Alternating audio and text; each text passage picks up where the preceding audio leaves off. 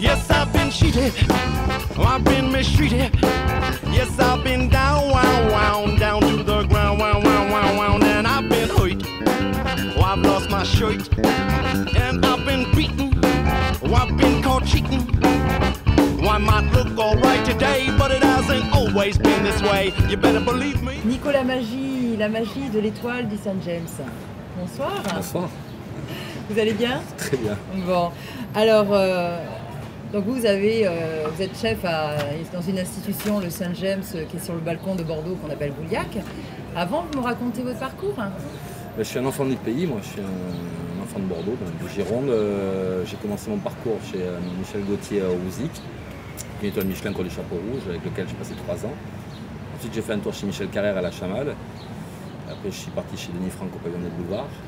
De là, je suis parti au Pays Basque, au Miramar avec André Gahuzet, où j'ai rencontré ma femme. Marianne. Marianne, voilà. Et de là, après, 6 ans et demi sur Paris, avec Christian Constant-Crillon et François Clerc. Et après, retour au Bercail pour monter mon premier restaurant. Alors, chez Gauthier, vous vous rappelez cette fameuse recette de l'huître, de la raviole d'huître? Tout à fait, ouais, c'était fait beaucoup cette recette. C'est celle qui me tenait à cœur à cette époque-là. C'est qu'on a retravaillé dans mes restaurants. C'est vraiment une recette qui est fabuleuse à base de galettes de riz, d'huîtres, de baies-roses, un beurre monté au jus d'huître et baies roses. C'est vraiment une recette extraordinaire. Alors vous, l'enfant du pays aussi, vous avez créé une autre institution qui est devenue une institution sur Bordeaux. Enfin, sur ce nom exactement, c'était la CAP. Oui, tout à fait. C'était la CAP. Et il y a 13 ans. Voilà. Et alors, le cheminement pour arriver finalement, comment vous êtes arrivé au St. James? Michel partait, Michel m'a dit qu'il s'en allait, donc je me suis dit pourquoi pas aller au St. James. Après j'ai eu envie de changement, c'est 13 ans, ça commence à faire long, je voulais faire autre chose. Quoi, je ne savais pas trop, donc l'opportunité s'est présentée, je me suis présenté. C'était un petit rêve le St. James un peu? Bien sûr, c'est une institution, vous en parlez tout à l'heure, c'est le cadre magnifique. C'est un endroit rêvé. Alors, ce soir, qu'est-ce que vous allez nous préparer? Une raviole d'huîtres? Non. On se travaille des huîtres ce soir. On va partir sur on va faire toute la côte atlantique, tout le côte du sud-ouest atlantique. On va s'amuser à travailler les pousse-pieds qui arrivent du Pays Basque, on va s'amuser à travailler les huîtres qui arrivent du bassin. Alors les pousse-pieds, rappelez-moi ce que c'est. Les pousse-pieds, c'est un crustacé, c'est comme des ongles, ça s'accroche au rocher, on ramasse ça en pêche à pied. C'est quelque chose qui est très iodé, qui se mange beaucoup en Espagne. En France, on le consomme très très peu, les Espagnols en sont friands. Et toute la production française part souvent sur le marché espagnol. C'est un produit qui me tient énormément à cœur et que j'aime beaucoup. J'aime bien tous ces produits qui ont du caractère, qui sont très iodés. Donc on va travailler le pousse-pied, on va travailler l'huître, on va travailler la langoustine de la cotinière, on va travailler 2-3 algues différentes, on va travailler des moules de la cotinière aussi, et donc, voilà, puis des légumes après. Donc, toute la partie, tout le coquillage crustacé de l'Aquitaine et toute la partie des légumes, donc des carottes des sables.